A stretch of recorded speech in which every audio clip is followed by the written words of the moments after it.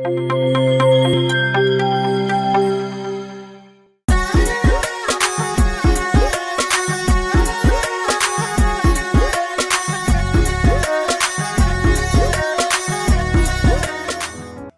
ਦੀ ਕਈ ਰੰਗ ਨੇ ਸਾਕਿਆਂ ਦੇ, ਉਹ ਅਸੀਂ ਗਾਉਂਦੇ ਸੀ। ਉਹ ਸੁਣ ਕੇ ਤਾਂ ਕਹਿ ਦਿੰਦੇ ਜੀ ਤੁਸੀਂ ਬਹੁਤ ਵਧੀਆ ਗਾਇਆ, ਪਰ ਉਹ ਕੋਈ ਸਿੱਖਣ ਵਾਸਤੇ ਨਹੀਂ ਆਉਂਦਾ ਵੀ ਸਾਨੂੰ ਵੀ ਜੀ ਅਸੀਂ ਦੱਸੋ ਇੱਦਾਂ ਕਰਕੇ ਕਰਦੇ, ਕੋਸ਼ਿਸ਼ ਕਰਦੇ ਆ ਪਰ ਕਹਿੰਦੇ ਜੀ ਸਾਤੋਂ ਬਣਦੀ ਨਹੀਂ ਗੱਲ। ਹਾਂਜੀ, ਉਹ ਸਾਰੀਆਂ ਸੇਵਾਵਾਂ ਲੈਂਦੇ ਆ ਜੀ। ਇੱਕੋ ਹੀ ਗ੍ਰੰਥੀ ਸੀ, ਉਹੀ ਰਾਗੀ ਸੀ, ਉਹੀ ਖੰਡ ਪਾਠੀ ਸੀ, ਉਹੀ ਅਰਦਾਸੀਆ ਸੀ, ਉਹੀ ਮੈਂ ਇੱਕ ਪੰਜਾਬੀ ਸਕੂਲ ਵੀ ਚਲਾਉਂਦਾ ਸੀ ਉੱਥੇ ਜੀ। ਇਹ ਸਾਰਾ ਕੁਛ ਬਸ ਇੱਕ ਗ੍ਰੰਥੀ ਉਹ ਸਭ ਕੁਛ ਕਰਦਾ ਸੀ, ਕਿਉਂਕਿ ਛੋਟਾ ਜਿਹਾ ਟਾਊਨ ਸੀ। 1967-69 ਤੋਂ ਬਾਅਦ ਫਿਰ ਮੈਨੂੰ ਨੌਕਰੀ ਨਾ ਮਿਲੀ। ਫਿਰ ਮੈਂ 4 ਸਾਲ ਚੰਗੇ ਜਥਿਆਂ ਦੇ ਨਾਲ ਗਾਉਣ ਦਾ ਜਿਹੜਾ ਸੀ ਅਭਿਆਸ ਸ਼ੁਰੂ ਕੀਤਾ ਹੈ। ਕੀ ਤੁਸੀਂ ਇਹ ਮਹਿਸੂਸ ਕਰਦੇ ਹੋ ਕਿ ਕੀ ਜਿਹੜੀ ਤੁਹਾਡੇ ਸਮੇਂ ਦੀ ਅੱਜ ਤੋਂ 40-50 ਸਾਲ ਪਹਿਲਾਂ ਦੀ ਗਾਇਕੀ ਸੀ ਜਾਂ ਗਾਇਨ ਸ਼ੈਲੀ ਸੀ, ਗਾਉਣ ਦਾ ਢੰਗ ਸੀ, ਉਹ ਜ਼ਿਆਦਾ ਪ੍ਰਭਾਵਸ਼ਾਲੀ ਸੀ ਜਾਂ ਹੁਣ ਦਾ? ਕਲਾ ਪੱਖੋਂ ਉਹਨਾਂ ਵਿੱਚ ਤੇ ਅਜੋਕੇ ਢਾਡੀਆਂ ਵਿੱਚ ਕੀ ਫਰਕ ਸੀ? ਜਿਹੜੀ ਅਜੋਕੀ ਢਾਡੀ ਕਲਾ ਹੈ ਇਹ ਜ਼ਿਆਦਾ ਬਿਹਤਰ ਹੈ ਜਾਂ ਪਹਿਲਾਂ ਵਾਲੀ ਢਾਡੀ ਕਲਾ? ਮੈਨੂੰ ਜੀ ਮੈਂ ਸਿੱਖਣ ਤਾਂ ਕਿਤੇ ਗਿਆ ਨਹੀਂ ਜੀ, ਤੁਹਾਨੂੰ ਮੈਂ ਸਹੀ ਗੱਲ ਦੱਸਦਾ ਕਿ ਮੈਂ ਕਿਸੇ ਕੋਲੇ ਅੱਜ ਤੱਕ ਸਿੱਖਣ ਵਾਸਤੇ ਗਿਆ ਨਹੀਂ ਵੀ ਮੈਂ ਅੱਜ ਸਿੱਖਣ ਚੱਲਿਆ। ਜਿਹੜੇ ਮੇਰੇ ਨਾਲ ਕੁਦਰਤ ਨੇ ਮੇਰੇ ਨਾਲ ਇਹੋ ਜਿਹੇ ਸਾਥੀ ਭੇਜੇ, ਉਹਨਾਂ ਨੂੰ ਬਹੁਤ ਕੁਛ ਆਉਂਦਾ ਸੀ ਅਤੇ ਉਹਨਾਂ ਨੂੰ ਜਾ ਕੇ ਬੈਠੇ, ਉਹ ਵੀ ਕਲਾਕਾਰ ਸੀ ਕਿ ਬਹੁਤ ਚੋਟੀ ਦੇ, ਉਹਨਾਂ ਨੇ ਤਸਵੀਰਾਂ ਬਣਾਈਆਂ। ਬੈਠੇ ਤਾਂ ਉਹਨਾਂ ਨੇ ਸਾਨੂੰ ਦੱਸਿਆ, ਪੁੱਛਿਆ ਸਾਨੂੰ ਵੀ ਤੁਸੀਂ ਰਾਗੀ ਹੋ ਕਿ ਤੁਸੀਂ ਢਾਡੀ ਹੋ? ਅਸੀਂ ਆਖਿਆ ਜੀ ਅਸੀਂ ਢਾਡੀ ਹਾਂ। ਮੈਂ ਹੀ ਗੱਲ ਕੀਤੀ, ਮੈਂ ਕਿਹਾ ਜੀ ਅਸੀਂ ਢਾਡੀ ਹਾਂ। ਕਹਿੰਦਾ ਵੀ ਤੁਹਾਡਾ ਤਾਂ ਤੁਹਾਡੀ ਕਲਾ ਤਾਂ ਮੇਰੇ ਨਾਲ ਵੀ ਬਹੁਤ ਔਖੀ ਹੈ। ਮੈਂ ਕਿਹਾ ਜੀ ਤੁਹਾਡੀ ਕਲਾ ਸਾਡੀ ਕਿਵੇਂ ਔਖੀ ਹੈ? ਕਹਿੰਦੇ ਦੇਖੋ ਮੇਰੇ ਕੋਲ ਬੁਰਸ਼ ਆ, ਮੇਰੇ ਕੋਲ ਕੈਨਵਸ ਆ, ਮੇਰੇ ਕੋਲ ਪੇਪਰ ਆ, ਮੇਰੇ ਕੋਲ ਰੰਗ ਆ, ਮੈਂ ਗੁਰੂ ਗੋਬਿੰਦ ਸਿੰਘ ਦੀ ਤਸਵੀਰ ਬਣਾ ਸਕਦਾ, ਪਰ ਤੁਹਾਡੇ ਕੋਲ ਤਾਂ ਕੋਈ ਰੰਗ ਵੀ ਨਹੀਂ ਹੈ, ਕੋਈ ਬੁਰਸ਼ ਵੀ ਨਹੀਂ। ਅਤੇ ਹੁਣ ਦੇ ਜਿਹੜੇ ਢਾਡੀ ਸਿੰਘ ਨੇ ਉਹ ਆਪਣੇ ਤੌਰ 'ਤੇ ਕਲਾ ਦੇ ਵਿੱਚ ਆਪਣੇ ਤੌਰ 'ਤੇ ਉਹ ਪੇਸ਼ ਕਰਦੇ ਨੇ, ਅਤੇ ਪਰ ਸਾਡਾ ਅਤੇ ਉਹਨਾਂ ਦਾ ਉਸ ਸਮੇਂ ਦਾ ਢਾਡੀਆਂ ਦੇ ਵਿੱਚ ਬਹੁਤ ਜ਼ਿਆਦਾ ਫਰਕ ਆਉਂਦਾ। ਅਤੇ ਤੁਸੀਂ ਲਗਭਗ 66 ਵਿੱਚ ਸ਼ੁਰੂ ਹੋਏ ਅਤੇ 28-30 ਸਾਲ ਦਾ ਜਿਹੜਾ ਇਹ ਸਮਾਂ ਸੀ, ਇਸ ਦੌਰਾਨ ਤੁਸੀਂ ਕਿੰਨੇ ਕੁ ਉਤਰਾਅ ਚੜ੍ਹਾਅ ਢਾਡੀ ਕਲਾ ਵਿੱਚ ਵੇਖੇ ਜਦ ਸ਼ੁਰੂ ਹੋਏ ਸੀ ਅਤੇ ਜਦ ਤੁਸੀਂ ਇੱਥੋਂ ਪੱਕੇ ਤੌਰ 'ਤੇ ਪਰਿਵਾਰ ਸਮੇਤ ਬਾਹਰ ਗਏ? ਤੁਸੀਂ ਕੀ ਫ਼ਰਕ ਮਹਿਸੂਸ ਕੀਤਾ? ਭੇਟਾਂ ਦੇ ਪੱਖੋਂ ਜਥਿਆਂ ਨੂੰ ਸੰਗਤ ਵੱਲੋਂ ਕਿੰਨੀ ਕੁ ਖੁੱਲ੍ਹੇ ਤੌਰ 'ਤੇ ਮਾਇਆ ਦਿੱਤੀ ਜਾਂਦੀ ਸੀ, ਜਾਂ ਕਿੱਦਾਂ ਦਾ ਤੁਹਾਨੂੰ ਲੱਗਿਆ? ਤੁਹਾਡਾ ਤਜਰਬਾ ਕਿੱਦਾਂ ਦਾ ਰਿਹਾ? ਪੰਜਾਬੀ ਵਿਰਾਸਤ USA ਦੇ ਦਰਸ਼ਕਾਂ ਦਾ ਬਹੁਤ-ਬਹੁਤ ਸਵਾਗਤ ਹੈ। ਮੈਂ ਜਗਦੇਵ ਸਿੰਘ ਜਾਚਕ ਹਾਜ਼ਰ ਹਾਂ ਤੁਹਾਡੇ ਲਈ ਤੁਹਾਡਾ ਪਸੰਦੀਦਾ ਪ੍ਰੋਗਰਾਮ ਵਿਰਾਸਤੀ ਰੰਗ ਲੈ ਕੇ। ਅਤੇ ਅੱਜ ਦੇ ਇਸ ਪ੍ਰੋਗਰਾਮ ਵਿੱਚ ਮੇਰੇ ਨਾਲ ਢਾਡੀ ਜਗਤ ਦੀ ਇੱਕ ਮਹਾਨ ਸ਼ਖਸੀਅਤ ਹਾਜ਼ਰ ਹੈ, ਜਿਨ੍ਹਾਂ ਨੇ ਬੜਾ ਲੰਬਾ ਸਮਾਂ ਆਪਣੀ ਆਵਾਜ਼ ਅਤੇ ਆਪਣੀ ਕਲਾ ਦੀ ਬਦੌਲਤ ਸੰਗਤ ਦੇ ਦਿਲਾਂ 'ਤੇ ਰਾਜ ਕੀਤਾ। ਬੜਾ ਲੰਬਾ ਸਮਾਂ ਉਹ ਢਾਡੀ ਕਲਾ ਦੇ ਖੇਤਰ ਵਿੱਚ, ਢਾਡੀ ਜਗਤ ਵਿੱਚ ਇੱਕ ਨਾਇਕ ਦੇ ਤੌਰ 'ਤੇ ਵਿਚਰਦੇ ਰਹੇ। ਮੇਰੀ ਮੁਰਾਦ ਹੈ ਮਾਸਟਰ ਸੁਰਿੰਦਰਪਾਲ ਸਿੰਘ ਚੌਂਕੀਮਾਨ। ਮਾਸਟਰ ਜੀ ਤੁਹਾਡਾ ਬਹੁਤ-ਬਹੁਤ ਸਵਾਗਤ ਹੈ। ਵਾਹਿਗੁਰੂ ਜੀ ਕਾ ਖਾਲਸਾ, ਵਾਹਿਗੁਰੂ ਜੀ ਕੀ ਫਤਿਹ। ਵਾਹਿਗੁਰੂ ਜੀ ਕਾ ਖਾਲਸਾ, ਵਾਹਿਗੁਰੂ ਜੀ ਕੀ ਫਤਿਹ। ਮੇਰੇ ਵੱਲੋਂ ਵੀ ਆਪ ਜੀ ਨੂੰ ਅਤੇ ਪੰਜਾਬੀ ਵਿਰਾਸਤ USA ਦੇ ਸਾਰੇ ਦਰਸ਼ਕਾਂ ਨੂੰ ਬਹੁਤ-ਬਹੁਤ ਵਾਹਿਗੁਰੂ ਜੀ ਕਾ ਖਾਲਸਾ, ਵਾਹਿਗੁਰੂ ਜੀ ਕੀ ਫਤਿਹ। ਮਾਸਟਰ ਜੀ, ਅਸੀਂ ਜਦੋਂ ਢਾਡੀ ਕਲਾ ਦੀ ਗੱਲ ਕਰਦੇ ਹਾਂ ਅਤੇ ਢਾਡੀ ਕਲਾ ਇੱਕ ਬੜੀ ਮਹਾਨ ਕਲਾ ਹੈ। ਇਹਦੇ ਵਿੱਚ ਨਿਪੁੰਨ ਹੋਣਾ ਆਪਣੇ ਆਪ ਵਿੱਚ ਇੱਕ ਵਰਦਾਨ ਹੈ। ਅਤੇ ਜਦੋਂ ਅਸੀਂ ਪਿੱਛੇ ਝਾਤ ਮਾਰਦੇ ਹਾਂ, ਅੱਜ ਤੋਂ ਲਗਭਗ 40-50 ਸਾਲ ਪੁਰਾਣੇ ਜਿਹੜੇ ਢਾਡੀ ਗਵੱਈਏ ਸਨ, ਉਹਨਾਂ ਵਿੱਚ ਅਜੋਕੇ ਗਵੱਈਆਂ ਨਾਲੋਂ ਬਹੁਤ ਕੁਝ ਭਿੰਨਤਾ ਸੀ। ਜਿਸ ਤਰ੍ਹਾਂ ਕਿ ਉਹਨਾਂ ਦੀ ਮਿਹਨਤ ਅੱਜ ਦੇ ਗਵੱਈਆਂ ਨਾਲੋਂ ਕਾਫੀ ਜ਼ਿਆਦਾ ਸੀ। ਅਤੇ ਅਸੀਂ ਤੁਹਾਡੇ ਢਾਡੀ ਸਫ਼ਰ ਦੀ ਸ਼ੁਰੂਆਤ ਦੀ ਗੱਲ ਕਰਦੇ ਹਾਂ ਕਿ ਤੁਸੀਂ ਢਾਡੀ ਕਦੋਂ ਬਣੇ? ਮੈਂ ਅਸਲ ਵਿੱਚ ਢਾਡੀ 1966 ਦੇ ਵਿੱਚ ਬਣਿਆ ਜੀ। ਸਭ ਤੋਂ ਮੇਰਾ ਪਹਿਲਾ ਢਾਡੀ ਜਥਾ ਸੀ ਗਿਆਨੀ ਤਾਰਾ ਸਿੰਘ ਜੀ ਚੌਕੀਮਾਨ ਜਥੇਦਾਰ ਸਾਹਿਬ। ਉਹ ਸ਼੍ਰੋਮਣੀ ਕਮੇਟੀ ਦੇ ਵਿੱਚ ਐਜ਼ ਏ ਪ੍ਰਚਾਰਕ ਅਤੇ ਢਾਡੀ ਜਥਾ ਚੱਲ ਰਿਹਾ ਸੀ, ਉਹਦੇ ਵਿੱਚ ਮੈਂ ਸ਼ੁਰੂ ਕੀਤਾ ਸਭ ਤੋਂ ਪਹਿਲਾਂ ਜੀ। ਮੇਰਾ ਸਵਾਲ ਜਿਹੜਾ ਮੈਂ ਕਰ ਰਿਹਾ ਸੀ ਉਹ ਅਧੂਰਾ ਰਹਿ ਗਿਆ ਸੀ। ਤੁਹਾਨੂੰ ਕੀ ਲੱਗਦਾ ਅਜੋਕੇ ਢਾਡੀਆਂ ਵਿੱਚ ਅਤੇ ਪੁਰਾਣੇ ਜਿਹੜੇ ਤੁਹਾਡੇ ਜ਼ਮਾਨੇ ਦੇ, ਜਦੋਂ ਤੁਸੀਂ 1966 ਦੀ ਗੱਲ ਕੀਤੀ, ਜਦ ਤੁਸੀਂ ਸ਼ੁਰੂਆਤ ਕੀਤੀ, ਉਸ ਵਕਤ ਜਿਹੜੇ ਢਾਡੀ ਜਥੇ ਵਿਚਰਦੇ ਸਨ ਪੰਥਕ ਸਟੇਜਾਂ 'ਤੇ ਜਾਂ ਪੰਜਾਬ ਵਿੱਚ ਜਿਹੜੇ ਲੋਕ ਢਾਡੀ ਵੀ ਸਨ, ਕਲਾ ਪੱਖੋਂ ਉਹਨਾਂ ਵਿੱਚ ਅਤੇ ਅਜੋਕੇ ਢਾਡੀਆਂ ਵਿੱਚ ਕੀ ਫਰਕ ਸੀ? ਜਿਹੜੀ ਅਜੋਕੀ ਢਾਡੀ ਕਲਾ ਹੈ ਇਹ ਜ਼ਿਆਦਾ ਬਿਹਤਰ ਹੈ ਜਾਂ ਪਹਿਲਾਂ ਵਾਲੀ ਢਾਡੀ ਕਲਾ?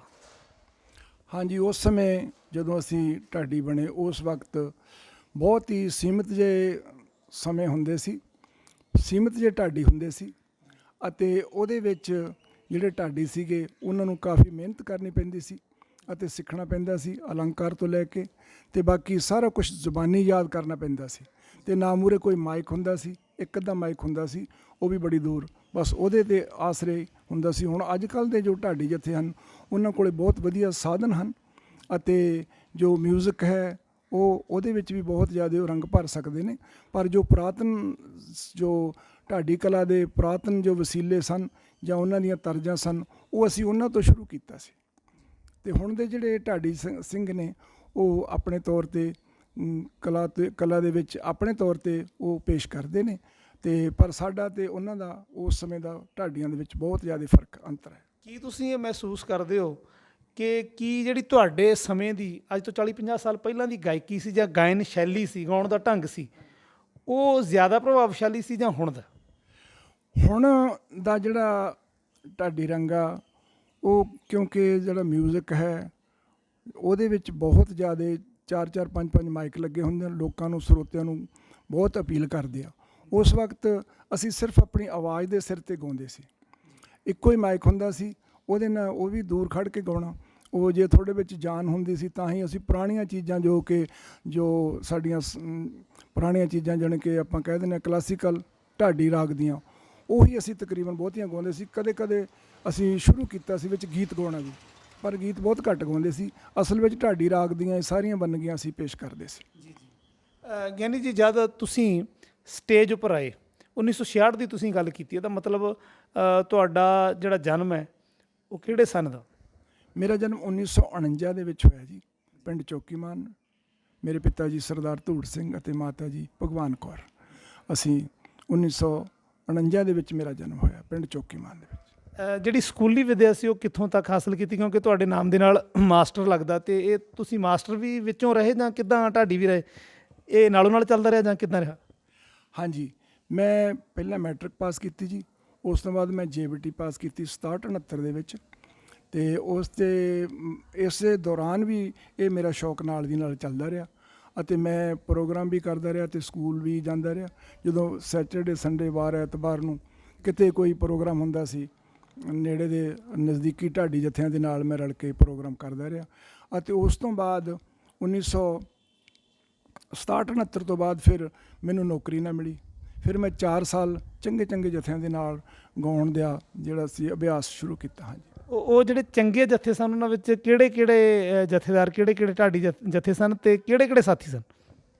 ਮੇਰੇ ਨਾਲ ਪਹਿਲਾਂ ਤਾਂ ਜੋ ਚੰਗੇ ਜਥਿਆਂ ਦੀ ਮੈਂ ਗੱਲ ਕਰਦਾ, ਪਹਿਲਾਂ ਜਦੋਂ ਪਾਲ ਸਿੰਘ ਪੰਛੀ ਦੇ ਨਾਲ ਮੈਂ ਸ਼ੁਰੂ ਕੀਤੀ ਉਦੋਂ ਮੇਰੇ ਨਾਲ ਸੀ ਸੁਦਾਗਰ ਸਿੰਘ ਸੁਖੀਆ ਜੋ ਕਿ ਮਲਸੀਹਾਂ ਬਾਜਨ ਉਹਨਾਂ ਦਾ ਪਿੰਡ ਸੀ, ਅਤੇ ਦੂਸਰੇ ਸਨ ਬਲਵੰਤ ਸਿੰਘ ਬਾਗੀ, ਉਹ ਮੁੱਲਾਪੁਰ ਦੇ ਸੀ ਢਾਡੀ। ਅਸੀਂ ਤਿੰਨਾਂ ਨੇ ਸਭ ਤੋਂ ਪਹਿਲਾਂ ਪੰਛੀ ਜੀ ਹੋਣਾ ਨਾਲ ਸ਼ੁਰੂ ਕੀਤਾ ਕੰਮ। ਉਸ ਤੋਂ ਬਾਅਦ ਮੇਰੇ ਨਾਲ ਫਿਰ ਗੁਰਮੀਤ ਸਿੰਘ ਸੇਖੋਂ ਆ ਗਏ ਬਲਵੰਤ ਸਿੰਘ ਦੀ ਜਗ੍ਹਾ 'ਤੇ। ਫਿਰ ਅਸੀਂ ਤਿੰਨੇ ਜਾਣੇ ਢਾਡੀ ਸੀ ਅਤੇ ਨਾਲ ਪਾਲ ਸਿੰਘ ਪੰਛੀ ਜੀ ਸਨ, ਅਤੇ ਇਸੇ ਜਥੇ ਦੇ ਨਾਲ ਅਸੀਂ ਪਹਿਲਾ ਟੂਰ ਲਾਇਆ ਸਿੰਗਾਪੁਰ, ਮਲੇਸ਼ੀਆ, ਥਾਈਲੈਂਡ, ਹਾਂਗਕਾਂਗ ਦਾ। ਹਾਂਜੀ ਜੀ। ਪੰਛੀ ਜੀ ਤੋਂ ਬਾਅਦ ਫਿਰ ਕਿਹੜੇ ਜਥੇ ਵਿੱਚ ਗਏ?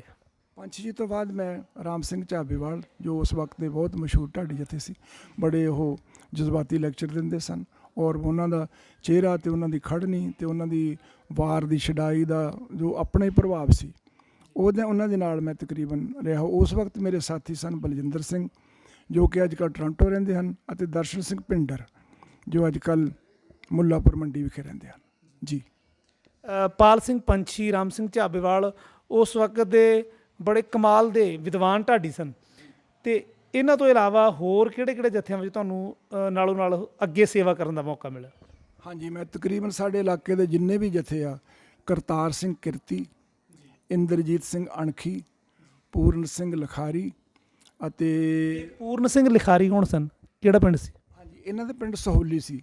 ਇਹ ਵੀ ਬਹੁਤ ਜਜ਼ਬਾਤੀ ਲੈਕਚਰ ਕਰਦੇ ਸੀ, ਬੜਾ ਇਹਨਾਂ ਦਾ ਉਰਦੂ ਦਾ ਬੜੇ ਮੁਹਾਰਤ ਰੱਖਦੇ ਸੀ, ਅਤੇ ਪਰ ਇਹ ਕਦੇ ਮਤਲਬ ਪ੍ਰੋਗਰਾਮਾਂ 'ਤੇ ਜਾਂਦੇ ਸੀ, ਬਹੁਤਾ ਆਮ ਨਹੀਂ ਸੀ ਵਿਚਰਦੇ, ਪਰ ਇਹਨਾਂ ਦਾ ਜੋ ਬੋਲਣ ਦਾ ਢੰਗ ਸੀ ਅਤੇ ਬਾਕੀ ਇਹਨਾਂ ਦਾ ਉਰਦੂ ਬੋਲਣ ਦਾ ਬਹੁਤ ਵਧੀਆ ਮੁਹਾਰਤ ਸੀ, ਇਹਨਾਂ ਦੀ ਬਹੁਤ ਪ੍ਰਭਾਵ ਰੱਖਦੇ ਸੀ ਆਪਦੇ। ਕਾਫੀ ਮਸ਼ਹੂਰ ਸੀ ਪੂਰਨ ਸਿੰਘ ਲਿਖਾਰੀ। ਹਾਂਜੀ ਜੀ। ਤੇ ਉਸ ਤੋਂ ਬਾਅਦ ਫਿਰ ਤੁਸੀਂ ਵਿਦੇਸ਼ ਯਾਤਰਾ ਕਦੋਂ ਸ਼ੁਰੂ ਕੀਤੀ? ਪਹਿਲਾਂ ਤੁਸੀਂ ਜ਼ਿਕਰ ਕੀਤਾ ਹੈ ਕਿ ਪਾਲ ਸਿੰਘ ਪੰਛੀ ਹੋਰਾਂ ਦੇ ਨਾਲ ਜਾਂ ਝਾਬੇਵਾਲ ਸਾਹਿਬ ਦੇ ਨਾਲ ਤੁਸੀਂ ਇੰਗਲੈਂਡ, ਸਿੰਗਾਪੁਰ, ਥਾਈਲੈਂਡ, ਮਲੇਸ਼ੀਆ ਵਗੈਰਾ ਗਏ। ਤੁਸੀਂ ਇੱਧਰ ਹੁਣ ਅੱਜ ਕੱਲ੍ਹ ਤੁਸੀਂ ਕੈਨੇਡਾ ਰਹਿ ਰਹੇ ਹੋ, ਅਤੇ ਕੈਨੇਡਾ ਤੁਸੀਂ ਕਦੋਂ ਗਏ? ਮੈਂ ਪੱਕੇ ਤੌਰ 'ਤੇ ਵਿਦ ਫੈਮਿਲੀ 1995 ਵਿੱਚ ਗਿਆ ਜੀ। ਉਸ ਤੋਂ ਪਹਿਲਾਂ ਵੀ 1984 ਦੇ ਵਿੱਚ ਮੈਂ ਪਹਿਲਾਂ ਗਿਆ ਸੀ, ਪਹਿਲਾਂ ਟੂਰ ਲਾਉਣ। ਉਦੋਂ ਮੇਰੇ ਸਾਥੀ ਸਨ ਗੁਰਮੀਤ ਸਿੰਘ ਸੇਖੋਂ ਅਤੇ ਬਲਵੀਰ ਸਿੰਘ ਲੱਖਾ। ਅਸੀਂ ਉੱਥੇ ਤਕਰੀਬਨ 1.5 ਸਾਲ ਉਦੋਂ ਰਹੇ। ਉਸ ਤੋਂ ਬਾਅਦ ਫਿਰ ਅਸੀਂ 1990 ਦੇ ਵਿੱਚ ਗਏ। ਉਦੋਂ ਸੀਗਾ ਮੇਰੇ ਨਾਲ ਪਵਿੱਤਰ ਸਿੰਘ ਸੰਧੂ, ਸ਼ੇਰ ਸਿੰਘ ਸਰੌਦ ਅਤੇ ਗੁਰਦੇਵ ਸਿੰਘ ਪਾਸਲਾ। ਅਸੀਂ ਉਦੋਂ ਵੀ ਕਾਫੀ ਸਮਾਂ ਉੱਥੇ ਰਹੇ। ਹਾਂਜੀ, ਤੁਸੀਂ ਜ਼ਿਕਰ ਕੀਤਾ ਹੈ ਪਵਿੱਤਰ ਸਿੰਘ ਸੰਧੂ ਦੇ ਨਾਲ ਤੁਸੀਂ 1990 ਵਿੱਚ ਗਏ, ਅਤੇ 1990 ਤੋਂ ਫਿਰ 1995 ਵਿੱਚ ਤੁਸੀਂ ਪਰਿਵਾਰ ਦੇ ਨਾਲ ਬਾਹਰ ਗਏ। ਅਤੇ 1990 ਤੋਂ 95 ਦਾ ਜਿਹੜਾ ਵਕਫਾ ਹੈ ਉਹ ਤੁਸੀਂ ਕਿੱਥੇ ਗੁਜ਼ਾਰਿਆ ਅਤੇ ਕਿਵੇਂ ਗੁਜ਼ਾਰਿਆ? ਹਾਂਜੀ, 1990 ਉੱਥੇ ਫਿਰ ਮੈਨੂੰ ਇੱਕ ਗੁਰਦੁਆਰਾ ਸਾਹਿਬ ਸੁਕਾਮਸ਼ ਦੇ ਵਿੱਚ ਉਹ ਗੁਰਦੁਆਰਾ ਦੀ ਪ੍ਰਬੰਧਕ ਕਮੇਟੀ ਨੇ ਮੈਨੂੰ ਅਪੀਲ ਕੀਤੀ ਕਿ ਤੁਸੀਂ ਸਾਡੇ ਕੋਲ ਸੇਵਾ ਕਰੋ, ਅਤੇ ਫਿਰ ਮੈਂ ਉੱਥੇ ਟਿਕ ਗਿਆ ਜੀ। ਉੱਥੇ ਮੈਂ 1.5 ਸਾਲ ਉਹਨਾਂ ਦੇ 2 ਸਾਲ ਦੇ ਕਰੀਬ ਸੇਵਾ ਕੀਤੀ। ਉਹ ਜਿਹੜੀ ਸੇਵਾ ਸੀ ਉਹ ਕੀ ਸੀ? ਗ੍ਰੰਥੀ ਦੀ ਸੇਵਾ ਸੀ ਜਾਂ ਰਾਗੀ ਸਿੰਘ ਦੀ ਜਾਂ ਢਾਡੀ ਦੀ?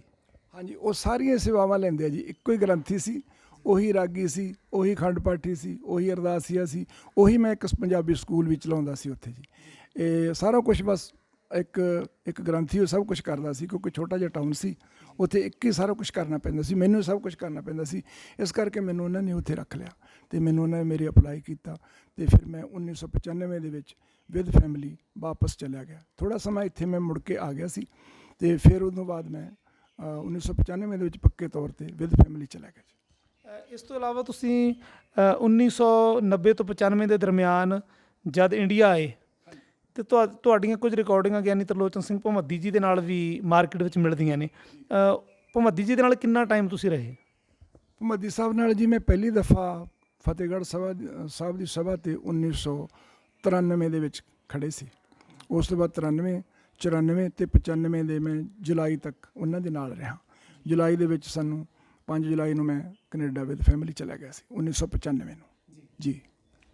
1995 ਤੱਕ ਤੁਸੀਂ 1.5-2 ਸਾਲ ਢਾਡੀ ਤਰਲੋਚਨ ਸਿੰਘ ਭਮੱਦੀ ਜੀ ਦੇ ਨਾਲ ਰਹੇ, ਅਤੇ ਤੁਸੀਂ ਲਗਭਗ 66 ਵਿੱਚ ਸ਼ੁਰੂ ਹੋਏ ਅਤੇ 28-30 ਸਾਲ ਦਾ ਜਿਹੜਾ ਇਹ ਸਮਾਂ ਸੀ, ਇਸ ਦੌਰਾਨ ਤੁਸੀਂ ਕਿੰਨੇ ਕੁ ਉਤਰਾਅ ਚੜ੍ਹਾਅ ਢਾਡੀ ਕਲਾਂ ਵਿੱਚ ਵੇਖੇ ਜਦ ਸ਼ੁਰੂ ਹੋਏ ਸੀ ਅਤੇ ਜਦ ਤੁਸੀਂ ਇੱਥੋਂ ਪੱਕੇ ਤੌਰ 'ਤੇ ਪਰਿਵਾਰ ਸਮੇਤ ਬਾਹਰ ਗਏ? ਤੁਸੀਂ ਕੀ ਫ਼ਰਕ ਮਹਿਸੂਸ ਕੀਤਾ? ਭੇਟਾਂ ਦੇ ਪੱਖੋਂ ਜੱਥਿਆਂ ਨੂੰ ਸੰਗਤ ਵੱਲੋਂ ਕਿੰਨੀ ਕੁ ਖੁੱਲ੍ਹੇ ਤੌਰ 'ਤੇ ਮਾਇਆ ਦਿੱਤੀ ਜਾਂਦੀ ਸੀ, ਜਾਂ ਕਿੱਦਾਂ ਦਾ ਤੁਹਾਨੂੰ ਲੱਗਿਆ? ਤੁਹਾਡਾ ਤਜਰਬਾ ਕਿੱਦਾਂ ਦਾ ਰਿਹਾ? ਸਾਡਾ ਤਜਰਬਾ ਜੀ ਉਸ ਵਕਤ ਪੈਸਿਆਂ ਦੀ ਜਿਹੜੀ ਸੀਗੀ ਭੇਟਾ ਸੀ ਜੋ ਉਹ ਬੜੀ ਸੀਮਤ ਹੁੰਦੀ ਸੀ, ਬਹੁਤ ਹੀ ਘੱਟ ਹੁੰਦੀ ਸੀ। ਮੇਰੇ ਖਿਆਲ ਅਸੀਂ ਕਈ ਵਾਰੀ ਤੁਸੀਂ 100 ਰੁਪਈਏ ਦੇ ਵਿੱਚ ਸਾਰਾ ਨਗਰ ਕੀਰਤਨ ਕਰਾਇਆ ਜੀ, ਅਤੇ ਸਾਈਕਲਾਂ 'ਤੇ ਜਾਂਦੇ ਹੁੰਦੇ ਸੀ ਅਤੇ ਸਾਰੇ ਇੱਦਾਂ ਚਲੇ ਜਾਣਾ। ਹਾਂਜੀ, ਜੋ ਕੋਈ ਸ਼ਹਿਰਾਂ ਦੇ ਪ੍ਰੋਗਰਾਮ ਹੁੰਦੇ ਸੀ, ਕੋਈ ਸਾਰਾ ਗੁਰਪੁਰਬ ਦੇ, ਉਹ ਵੀ 500-700 ਰੁਪਈਏ ਦੇ ਹੁੰਦੇ ਸੀ, ਪਰ ਕੀਮਤ ਬੜੀ ਸੀ ਰੁਪਈਏ ਦੀ। ਉਸ ਤੋਂ ਬਾਅਦ ਹੌਲੀ ਹੌਲੀ ਵੱਧਦਾ ਗਿਆ ਜੀ, ਅਤੇ ਜਿਉਂ-ਜਿਉਂ ਸਮਾਂ ਬੀਤਦਾ ਗਿਆ ਅਤੇ ਢਾਡੀ ਕਲਾ ਦੇ ਵਿੱਚ ਵੀ ਥੋੜ੍ਹਾ ਜਿਹਾ ਨਿਖਾਰ ਆਉਂਦਾ ਗਿਆ। ਮਿਹਨਤ ਕਰਦੇ ਗਏ ਅਤੇ ਸਾਨੂੰ ਬਾਹਰਲੇ ਸੂਬਿਆਂ ਦੇ ਵਿੱਚ ਵੀ, ਜਿੱਦਾਂ ਕਲਕੱਤੇ ਜਾਂ ਰਾਏਪੁਰ ਜਾਂ ਬੰਬੇ, ਕਈ ਜਗ੍ਹਾ ਦੇ ਉੱਤੇ ਬਾਹਰ ਇੱਥੇ ਬੁਲਾਉਂਦੇ ਰਹੇ, ਅਤੇ ਉੱਥੇ ਵੀ ਫਿਰ ਭੇਟਾ ਕਾਫੀ ਹੁੰਦੀ ਸੀ ਸ਼ਹਿਰਾਂ ਦੇ ਵਿੱਚ।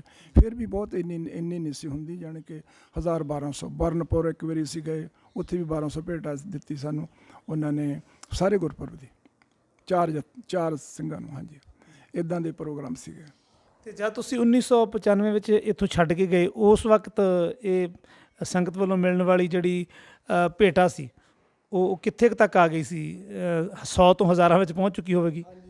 ਉਦੋਂ 10,000 ਤੱਕ ਵੀ ਮੈਂ ਭਮੱਦੀ ਸਾਹਿਬ ਨਾਲ ਰਿਹਾ, ਜਦੋਂ ਦਰਸ਼ਨ ਸਿੰਘ ਬੱਲ ਮੇਰੇ ਨਾਲ ਸੀ ਅਤੇ ਕੁਲਵਿੰਦਰ ਸਿੰਘ ਘੁੰਮਣ ਸੀ।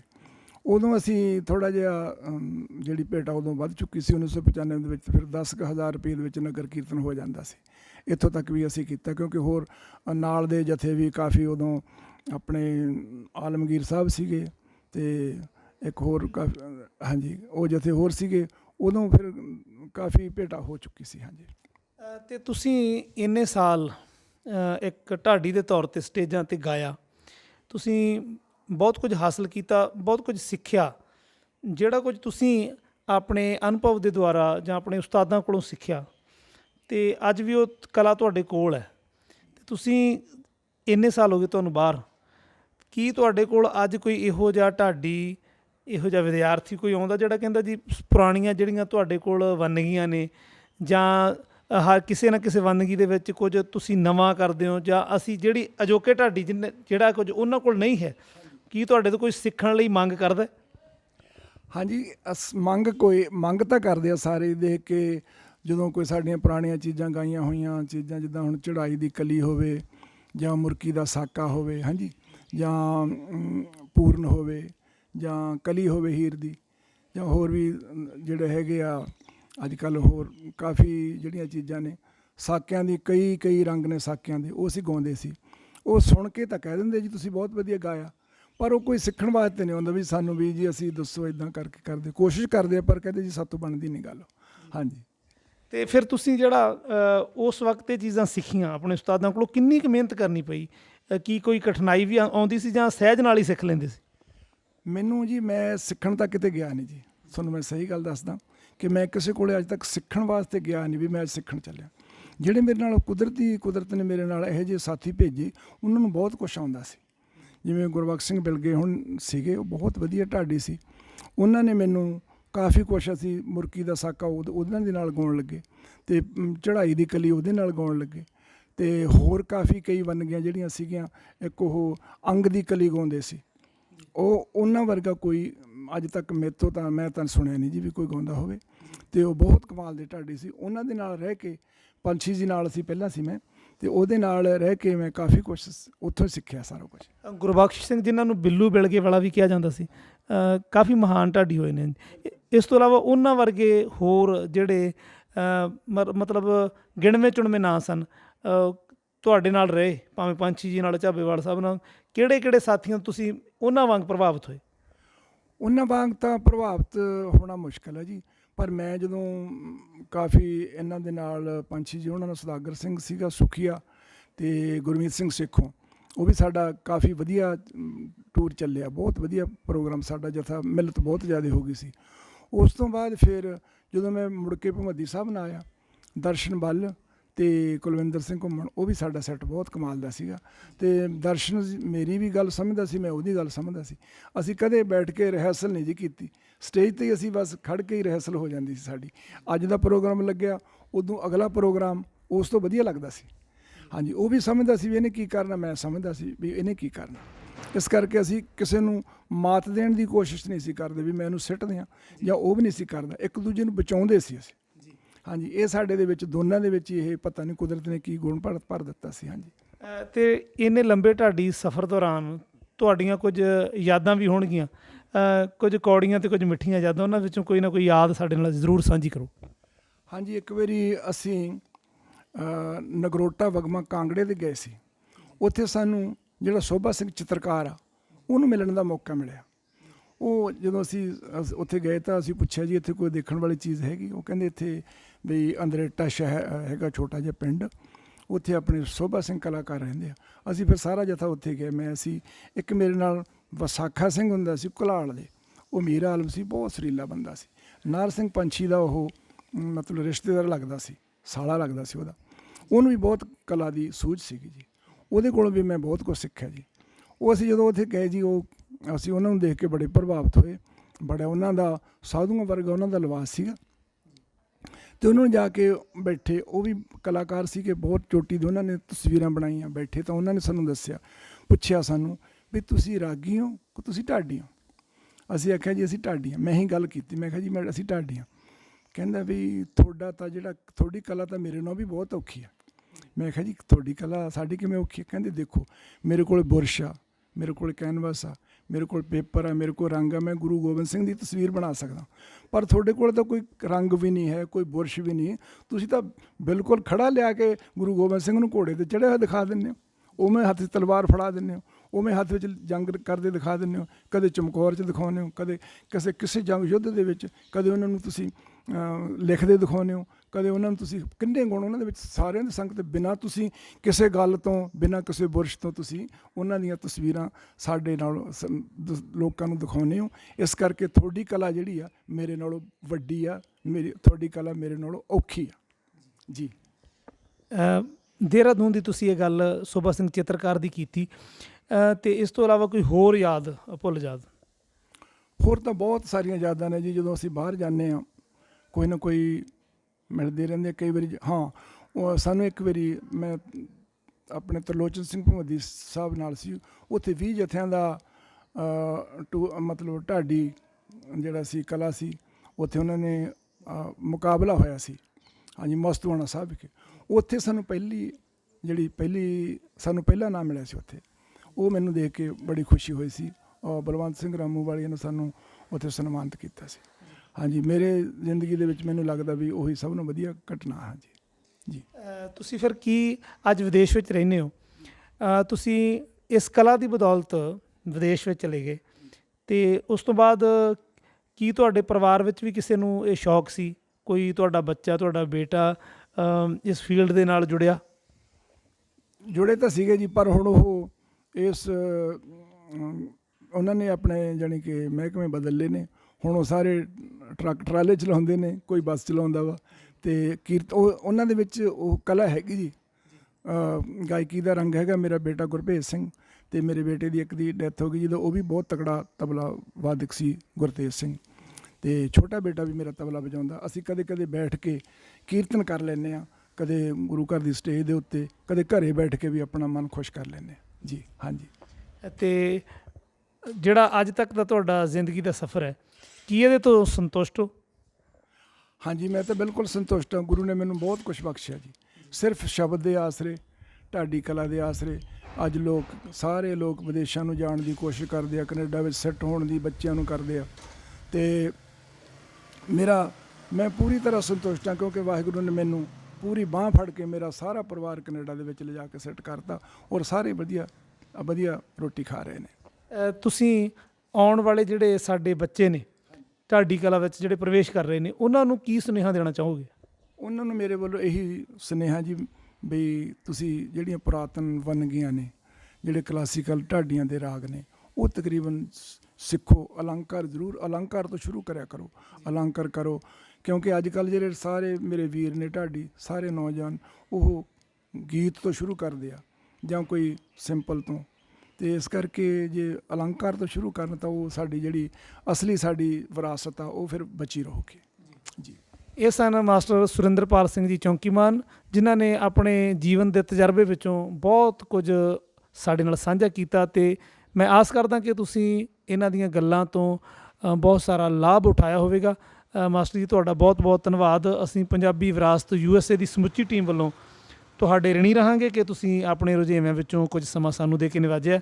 ਦੋਸਤੋ, ਧੰਨਵਾਦੀ ਹਾਂ ਮਾਸਟਰ ਸੁਰਿੰਦਰਪਾਲ ਸਿੰਘ ਜੀ ਦੇ, ਅਤੇ ਨਾਲ ਹੀ ਆਪ ਸਰਬੱਤ ਸੰਗਤ ਦੇ, ਕਿ ਤੁਸੀਂ ਪੰਜਾਬੀ ਵਿਰਾਸਤ USA ਦੇ ਇਸ ਉਪਰਾਲੇ ਨੂੰ ਬੜਾ ਭਰਪੂਰ ਹੁੰਗਾਰਾ ਦਿੰਦੇ ਹੋ, ਅਤੇ ਅੱਗੇ ਤੋਂ ਵੀ ਦਿੰਦੇ ਰਹੋਗੇ। ਵਾਹਿਗੁਰੂ ਜੀ ਕਾ ਖਾਲਸਾ, ਵਾਹਿਗੁਰੂ ਜੀ ਕੀ ਫਤਿਹ।